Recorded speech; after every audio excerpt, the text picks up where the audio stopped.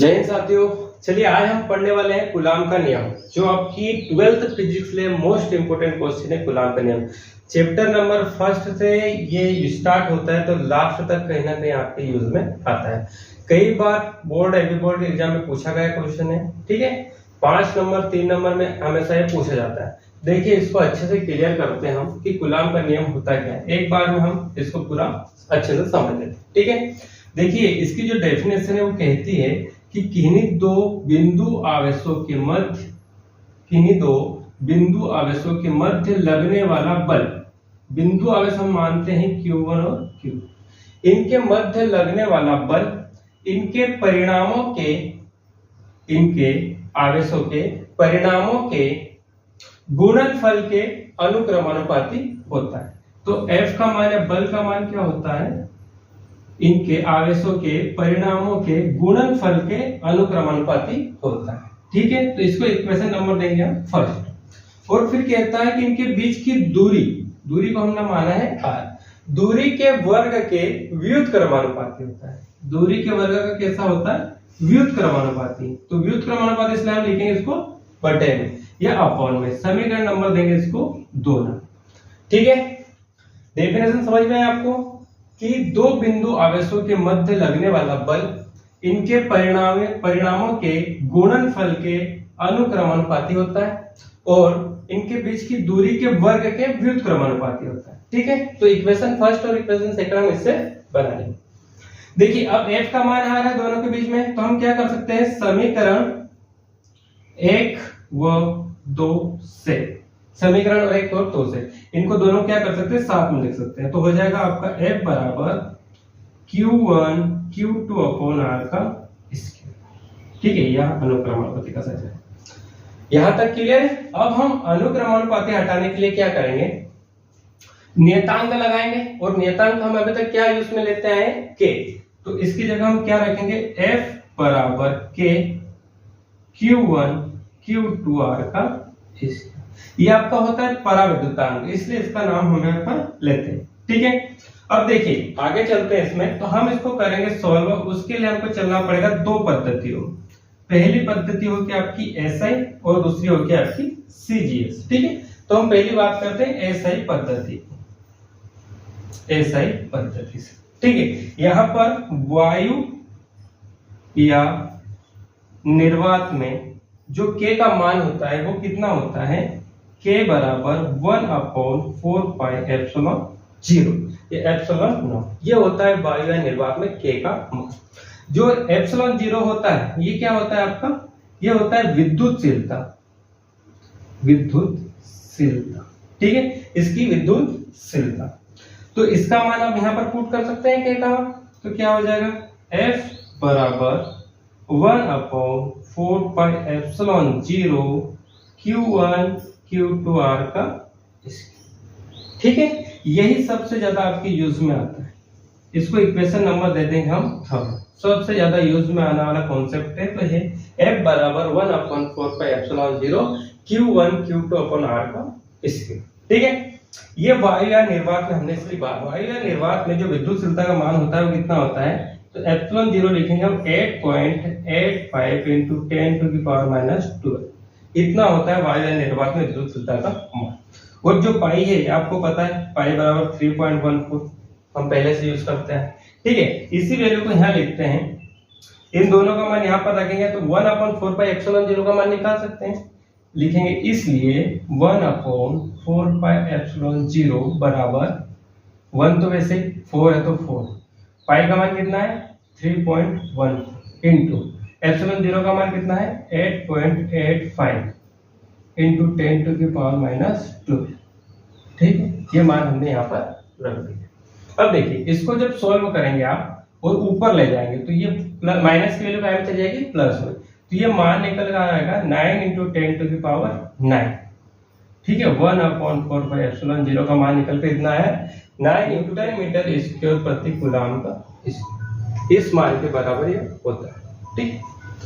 अब ये वाला मान हम कहाँ रख सकते हैं? इस समीकरण में रख सकते हैं, समीकरण नंबर 3 में 1/4 पाई एप्सिलॉन 0 का मान। तो हम लिखते हैं समीकरण 3 में मान रखने ठीक है, समीकरण 3 में मान रखो। तो होगा आपका f बराबर 9 इंटू 10 टू की पावर 9, 1/एप्सिलॉन 0 जगह कितना रख दिया 9 इंटू 10 टू की power 9, Q1 Q2 upon R का। ठीक है, ये मान हमारा निकल कर आ गया। इसको इक्वेशन नंबर दे देंगे 4। ठीक है, क्योंकि एकांक धन आवेश निकालेंगे तो वहां पर ये वैल्यू हमारे काम में आए। चलिए अब हम चलते हैं किसी अन्य माध्यम, क्योंकि वायु या निर्वात की बात हमने अभी तक कर ली। अब चले हम किसी अन्य माध्यम में। तो अन्य माध्यम में जो आपका K होता है, यहाँ पर हम लिखते हैं अभी एप्सिलॉन 0, क्योंकि इसकी वैल्यू कितनी थी विद्युत सिद्धता की 0।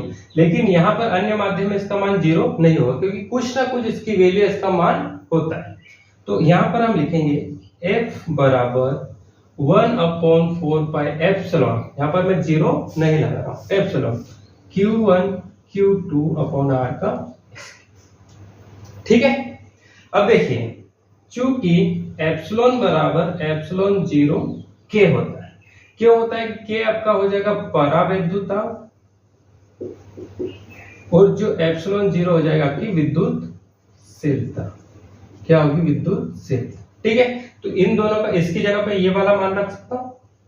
तो क्या करेंगे हम F बराबर 1/4 pi epsilon 0 K Q1 Q2 R का। देखिए यहां तक क्लियर हुआ आपको वैल्यू। ठीक है, अब हम CGS पद्धति, अभी तक किसमें था SI पद्धति, अब हम चलेंगे CGS पद्धति में। CGS पद्धति, यहाँ पर वायु या निर्वात में सबसे पहले तो किसको लेंगे, वायु या निर्वात या मुक्त आकाश, इन्हीं चीजों को हम लेते हैं। तो यहाँ पर K का मान कितना होता है आपका 1 होता है। K का मान कितना होता है 1। यहाँ SI में कितना था 1/4 पाई एप्सिलॉन 0, लेकिन CGS में K का मान कितना हो जाएगा 1 हो जाएगा। इसलिए यहाँ पर K का मान हम क्या रख देंगे 1। तो F बराबर Q1 Q2 R का स्क्वायर रख दिया। K का मान कितना रख दिया 1, तो Q1 Q2 R का स्क्वायर।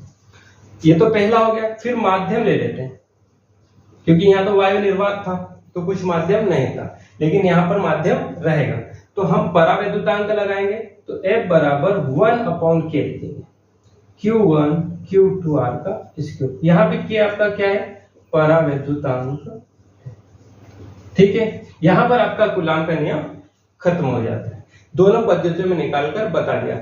लेकिन इसके साथ ही वो क्या पूछता है आपको, एकांक धन आवेश पूछता है।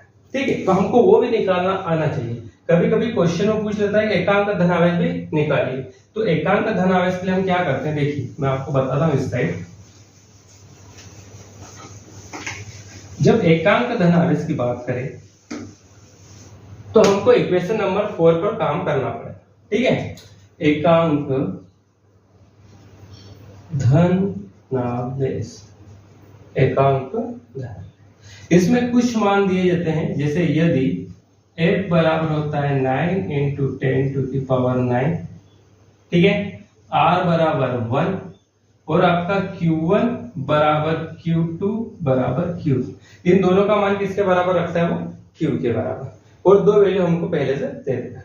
तो हम क्या करेंगे समीकरण नंबर 4 से, किससे करेंगे समीकरण 4 से। तो समीकरण 4 पहले उतारिए, F बराबर 9 इंटू 10 टू की power 9 Q1 Q2 upon R का हो गया। समीकरण नंबर 4 हमने यहाँ पर उतार दिया।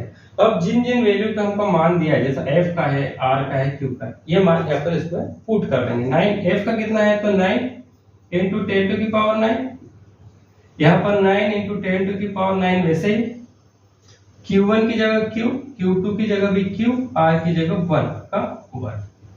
ठीक है, अब देखिए ये वैल्यू से ये वैल्यू कैंसिल हो जाएगी, बराबर किस साइड है, तो यहाँ पर कितना बचेगा आपका 1 बराबर Q का मल्टीप्लाई Q में करेंगे तो Q का 1।